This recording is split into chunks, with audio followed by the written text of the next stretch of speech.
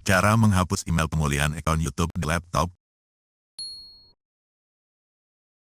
Langsung saja klik ikon atau foto profilnya. Lalu pilih akun Google.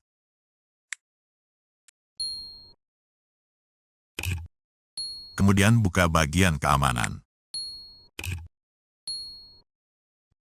Lalu pilih email pemulihan. Nah, biasanya kita akan disuruh masukkan password akun Google kita terlebih dulu.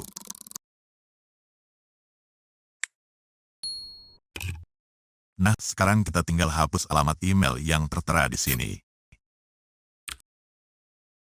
Simpan. Nah, berhasil.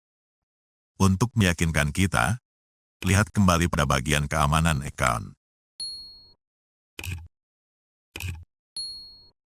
Nah, sudah hilang email pemulihannya, alias memang sudah berhasil.